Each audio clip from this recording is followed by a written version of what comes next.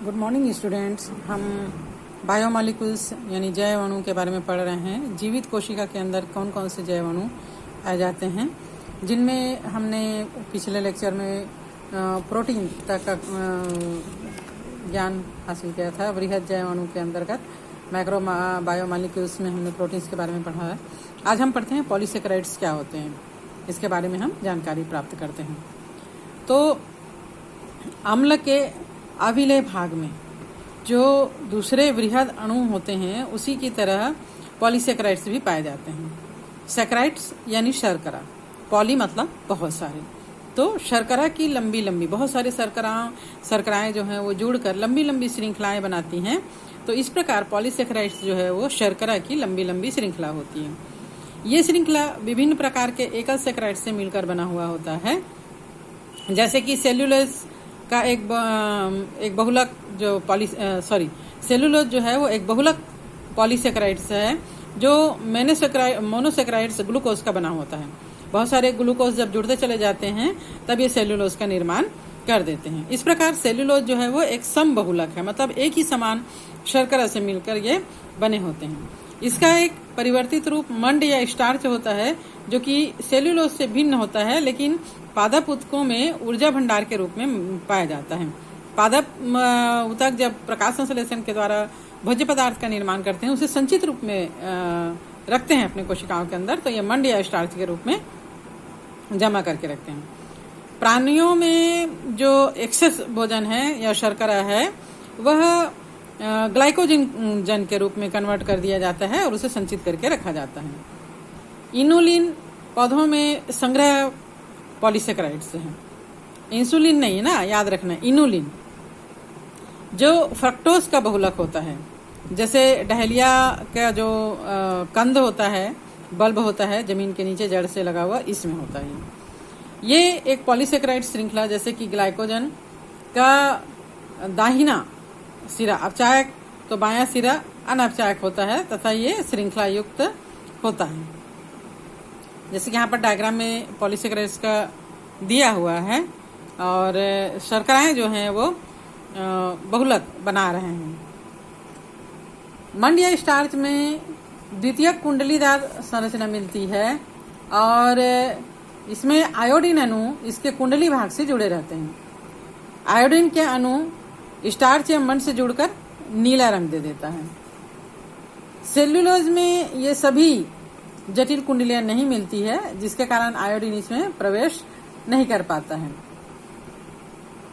Plant से cell wall जो होता है, उसकी भित्ति भी सेल्यूलोज की बनी होती है। कागज पौधों की लुगदी से बनता है और ये भी सेल्यूलोज का बना होता है। रुई के धागे सेल्यूलोज के बने होते हैं। प्रकृति में अनेक जटिल पॉलीसेकेराइड्स मिलते हैं। ये अमीनो शर्करा और रासायनिक रूप से परिवर्तित शर्करा, जैसे ग्लूकोसमीन, एसिटाइल, ये सब से मिलकर बने होते हैं। आर्थ्रोपोडा ग्रुप के जितने भी जीव होते हैं, उनका बाह्य कंकाल जटिल सेकेराइड्स काइटिन से मिलकर बना होता है। ये जटिल पॉलीसेकेराइड विषम बहुलक होते हैं। नेक्स्ट हम पढ़ते हैं न्यूक्लिक अम्ल के बारे में, न्यूक्लिक एसिड्स। न्यूक्लिक यानी न्यूक्लियस के अंदर पाए जाने वाले एसिड।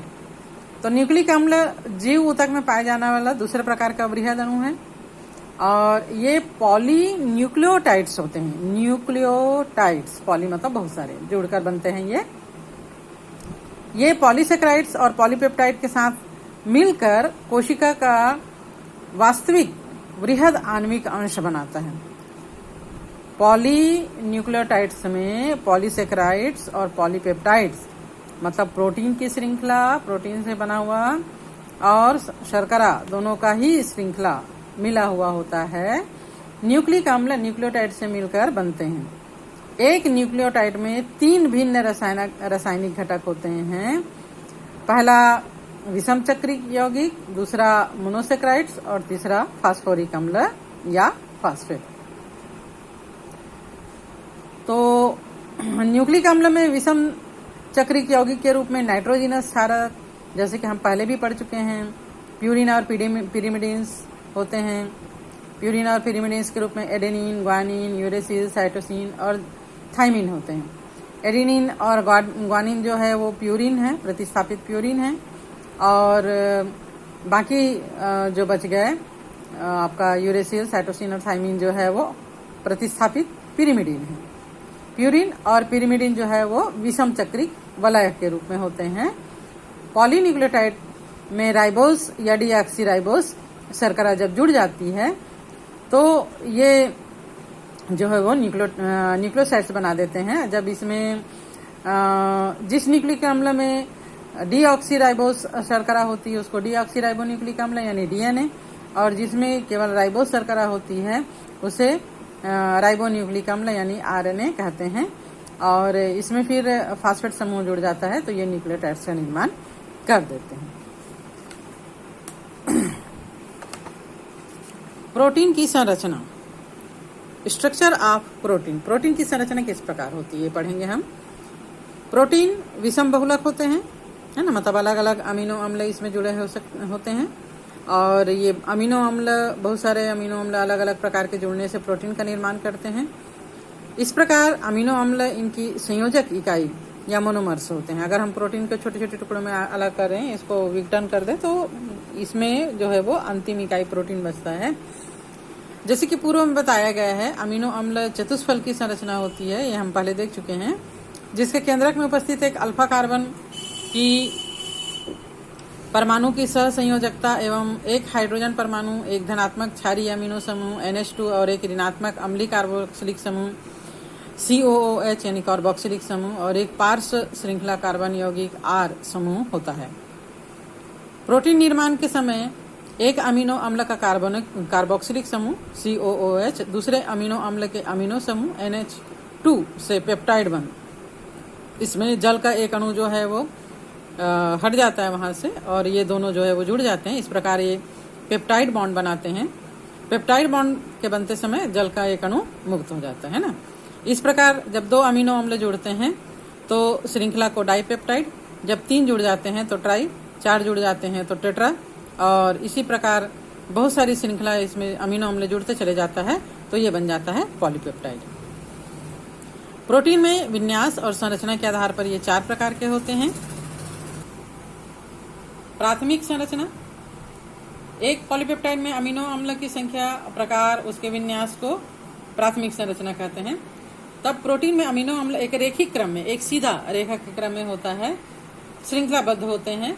इसमें अमीनो अम्ल के क्रम और उसके स्थान के बारे में पहला, दूसरा और इसी प्रकार अन्य अमीनो अम्ल होगा उसकी जानकारी होती है। यही प्राथमिक संरचना होता है। मतलब इसमें कम अमीनो अम्ल जुड़े होते हैं और इसकी बिल्कुल एक सीधी श्रृंखला बनाते हैं, तब ये कहलाता है प्राथमिक संरचना। यहाँ पर प्रोटीन एक हम इसमें इमेजिनेशन करें तो प्रोटीन एक रेखा है। इसके बाएं सिरे पर प्रथम और दाएं सिरे पर अंतिम अमीनो अम्ल होता है। प्रथम अमीनो अम्ल नाइट्रोजनिस शिरा अमीनो अम्ल कहलाता है, ये NH2 जुड़ा हुआ है। और अंतिम जो है वो कार्बन सिरा अमीनो अम्ल, यहाँ पर कार्बोक्सिलिक समूह जुड़ा हुआ होता है। यहाँ पर हम देख पा रहे हैं एक अमीनो अम्ल का नाइट्रोजनस सिरा और दूसरे अमीनो अम्ल का कार्बोक्सिलिक सिरा, है ना। पहले अमीनो अम्ल का ये प्रथम सिरा जो है वो नाइट्रोजनस सिरा होगा, दूसरा सिरा कार्बोक्सिलिक समूह का होगा जो कि दूसरे अमीनो अम्ल के नाइट्रोजनस सिरे से पेप्टाइड बॉन्ड के द्वारा जुड़ा हुआ है। इस प्रकार अंतिम अमीनो अम्ल का जो छोर होगा, आखिरी छोर होगा, सिरा होगा, वो कार्बोक्सिलिक समूह वाला होगा। द्वितीयक संरचना, इसमें प्रोटीन कुंडली की भांति जुड़ा हुआ होता है ना। ये कुंडलित हो जाते हैं, काफी लंबा हो जाता है, जिसके कारण ये क्या हो जाते हैं, कुंडली बन जाती है, मुड़ जाती है, ये घूमती हुई सीढ़ी की तरह होता है। वास्तव में प्रोटीन लड़ी का कुछ भाग प्रोटीन के रूप में व्यवस्थित होता है। प्रोटीन में केवल दक्षिणावर्त कुंडलियां बनती है ना। दक्षिण के डायरेक्शन में इसकी कुंडली जो है वो मुड़ती चली जाती है। अन्य स्थानों पर प्रोटीन की लड़ी दूसरे रूप में मुड़ी होती है, जिसे कि द्वितीयक संरचना कहते हैं। द्वितीयक संरचना में प्रोटीन की स्थिरता श्रृंखला के कुंडलों में स्थित हाइड्रोजन बॉन्ड पर निर्भर करता है और इसमें बंध ज्यादा होने से द्वितीयक संरचना वाले प्रोटीन अधिक स्थिर होते हैं। क्योंकि इसमें कुंडली हो जाता है तो इसको तोड़ना उतना आसान नहीं होता है। तृतीयक संरचना या टर्सरी स्ट्रक्चर, द्वितीयक संरचना वाले पॉलीपेप्टाइड श्रृंखला जो है वो और अधिक लंबा हो जाता है और अधिक मुड़ जाता है और एक कुंडली कुंडलित होकर फिर संगठित होकर गोलाकार संरचना बना लेता है ना, तब इसको क्या कहते हैं, तृतीयक संरचना। तृतीयक संरचना को बनाए रखने में आयनिक हाइड्रोजन बॉन्ड डाइसल्फाइड बॉन्ड का योगदान होता है, और उसी के साथ साथ जो जलरागी सिरा है, जलरागी मतलब जल में घुलने वाला, और अंतर क्रियाओं का भी इसमें महत्व होता है। प्रोटीन में कुंडलियां इस प्रकार व्यवस्थित होती है कि अध्रुवी अमीनो अम्ल की पार्श्व श्रृंखला अंदर की ओर छुपी रहती है और ध्रुवीय पार्श्व श्रृंखला जो है वो बाहर की ओर होती है। इस प्रकार का प्रोटीन जो है वो गोलाकार हो जाता है, जिसके यहाँ पे डायग्राम में हम देख पा रहे हैं। ये सीधी श्रृंखला हो गया, एक कुंडलित श्रृंखला द्वितीयक संरचना, और ये तृतीयक संरचना।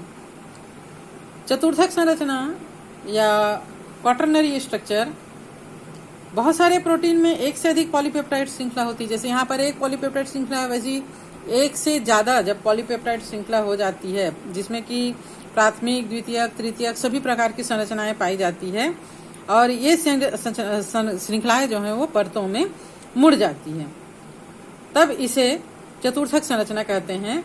वयस्क मनुष्य का हीमोग्लोबिन 4 उपखंड का बना होता है, 2 अल्फा श्रृंखला और 2 बीटा श्रृंखला, जो आपस में मिलकर मनुष्य के हीमोग्लोबिन या HB बनाते हैं।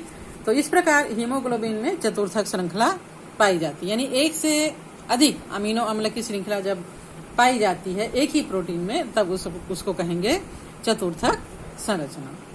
तो आज हम इतने ही पढ़ेंगे, कल पढ़ेंगे एक बहुलक में एककों को जोड़ने वाले बंधों की प्रकृति के बारे में।